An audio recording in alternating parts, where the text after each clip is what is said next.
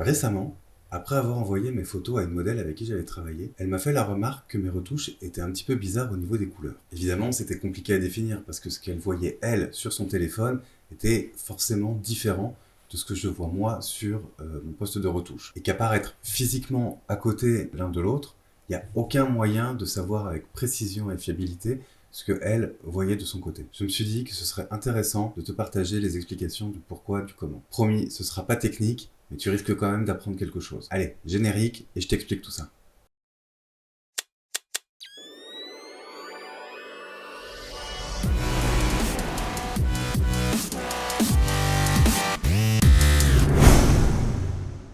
Pour celui qui travaille l'image de façon un petit peu sérieuse, l'un des éléments les plus importants de la chaîne de post-production, c'est-à-dire le développement et la retouche, c'est la calibration des écrans. Lorsqu'un photographe travaille sur une image, il a une idée plus ou moins précise en tête du rendu de son image. Il s'agit des niveaux de luminosité dans les basses lumières, les hautes lumières et les tons moyens.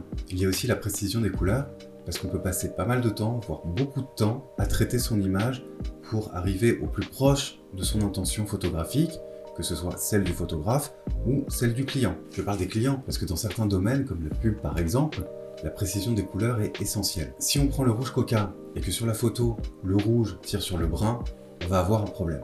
Imagine que la photo présente les bonnes couleurs sur l'écran du photographe, et quand tu imprimes dans le catalogue de ton supermarché, ou sur les emballages, ou sur les panneaux d'affichage, tu as des variations de couleurs, de teintes, de luminosité.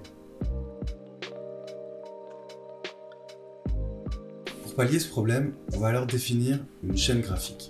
Une chaîne graphique, ça part du procédé de prise de vue au médium de consommation de ton image en passant par les différentes étapes de retouche. Très concrètement, pour prendre mon exemple, je vais agir dès la prise de vue, parce que je suis photographe, jusqu'au tirage des images sur papier photo. À chacune des étapes, on peut calibrer les différents outils pour s'assurer de la bonne reproduction des couleurs. C'est-à-dire qu'en bout de chaîne, la photo imprimée, le tirage aura les bonnes couleurs. L'étalonnage ou la calibration, ça consiste à s'appuyer sur des normes techniquement objectives en s'appuyant sur des outils de mesure ou des outils normés. Par exemple, à la prise de vue, on va utiliser une charte de couleurs. Quelles que soient les conditions de la prise de vue, en termes d'éclairage, de luminosité, on sait que les couleurs de la charte auront telle valeur. Pour ce qui est de la retouche, les écrans sont calibrés à l'aide d'instruments de mesure qu'on appelle des sondes de calibration. Ça permet de régler l'écran en fonction de sa capacité à restituer les couleurs les plus justes. Enfin, côté print, on définit des profils d'impression liés au tuple, imprimante, encre, papier. Il existe des profils déjà tout faits, mais c'est comme pour tout, ça bouge avec le temps. Donc on peut refaire des profils adaptés à l'aide de spectrocolorimètres. On mesure les valeurs des couleurs de référence imprimées et ça permet d'adapter les couleurs du tirage par rapport aux couleurs qui sont envoyées à l'imprimante. Voilà, ça c'est une intro rapide de la chaîne de calibration. Parce que croyez-moi, le print, ça peut vite être assez compliqué. Mais il y a un paramètre important dans cette chaîne qui peut être à l'origine d'une certaine confusion chez un certain public. En effet, lorsqu'on a défini notre chaîne, on a notamment défini le médium de sortie.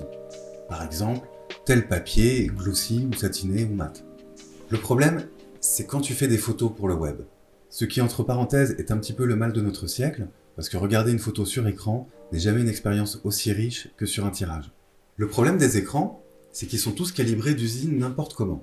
Enfin, pas tout à fait n'importe comment. Parce que je pense que tu as déjà entendu parler de la fameuse lumière bleue.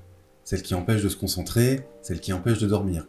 Les écrans aujourd'hui, que ce soit sur smartphone, sur laptop ou sur des écrans d'affichage, sont tous réglés de façon à donner un rendu très flatteur, notamment aux produits. Vous savez, pour faire vendre. Donc ils sont réglés très lumineux, avec beaucoup de contraste et une forte dominante bleutée. Le summum, ce sont les réglages de démo. Quand vous allez par exemple à la Fnac ou chez Darty, il y a toujours des télés allumées avec des réglages, on va dire, assez spéciaux. Si vous demandiez pourquoi, la réponse est que c'est censé faire mieux vendre.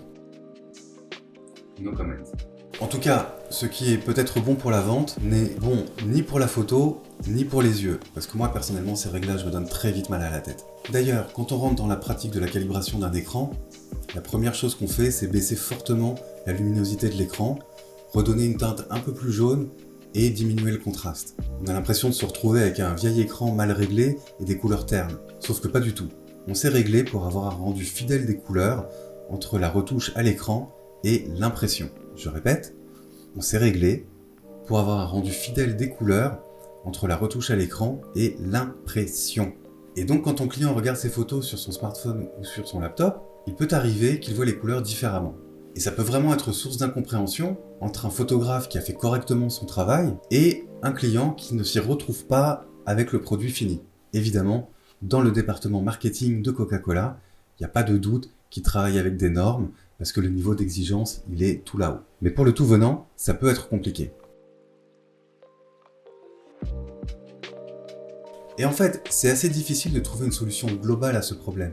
Parce que chaque écran non calibré, et même sur les écrans calibrés, parce qu'ils ont tous des spécificités techniques différentes, mais disons, chaque écran non calibré aura un rendu différent de l'écran d'à côté. Donc si tu adaptes ton rendu à un écran donné, pour satisfaire ton client, bah t'es pas sûr que s'il regarde sur un autre écran, le rendu sera pas de toute façon faussé. Alors globalement, le photographe retoucheur peut adapter son rendu de sortie pour le web aux écrans, on va dire grand public, et adapter sa photo grosso modo pour ça. Ça restera pas forcément précis. Et en même temps, il y a peu de chances que ces écrans soient en capacité de restituer toutes les nuances de ta photo retouchée. Pour conclure, je dirais qu'on peut vivre avec. Il faut être en mesure de comprendre pourquoi il y a un tel delta. Et suivant les projets, on pourra adapter le rendu de sortie en fonction de la tolérance qu'on souhaite s'appliquer. Pour ce qui est du photographe, de mon point de vue, il faut travailler avec une chaîne calibrée, ou tout au moins un écran. Sinon, on ne s'en sort pas. J'ai vu récemment une vidéo d'un photographe qui se plaignait des dérives colorimétriques des tirages d'un labo, alors que sa propre chaîne à lui n'était pas calibrée. Et là, tu peux pas te plaindre. D'autant que je trouve que les labos grand public, aujourd'hui, ils font des tirages vraiment de qualité. Les couleurs sont bien restituées et tu as la possibilité de télécharger et d'appliquer des profils ICC selon le papier que tu vas utiliser. En ce qui me concerne, moi je travaille avec une chaîne calibrée parce que mon intention de photographe est résolument tournée vers l'impression. Je veux que ce qui sorte de mon imprimante soit identique ou tout au moins très proche de ce que j'ai à l'écran. Parce qu'il ne faut pas se leurrer. Il y a toujours des petits décalages. Le tout, c'est de savoir dans quelle proportion ils sont acceptables. De la même façon, si j'édite un livre, par exemple, de mariage pour mes clients, il faut que ma communication avec le labo d'impression se fasse sur une base commune. Et c'est la normalisation qui permet de parler le même langage. Et enfin, pour moi, c'est beaucoup plus confortable de travailler sur un écran calibré parce qu'ils sont beaucoup moins lumineux. Ça agit beaucoup sur la fatigue oculaire. Il ne faut pas oublier que les photographes passent un temps considérable sur l'ordinateur. Voilà pour cette vidéo. Je suis exprès pas rentré dans des considérations trop techniques. L'idée, c'est vraiment de vous faire comprendre à tous très simplement pourquoi il peut y avoir des décalages, mais je voulais expliquer le paradoxe de la calibration qui fait qu'en fait avec un écran calibré, tu risques plus facilement d'avoir des variations de couleurs entre toi ta retouche et ce que ton client va pouvoir regarder quand tu lui envoies la photo. C'est ça le paradoxe, c'est qu'avec un écran calibré, tu vas engendrer cette variation de couleurs. Parce qu'en face, lui, il n'a pas d'écran calibré. Si vous avez des questions, n'hésitez pas à les poser là-dessous en commentaire. Et si ça vous a plu, vous pouvez liker, vous abonner, bref, vous connaissez. Voilà, faites des photos et surtout, imprimez-les.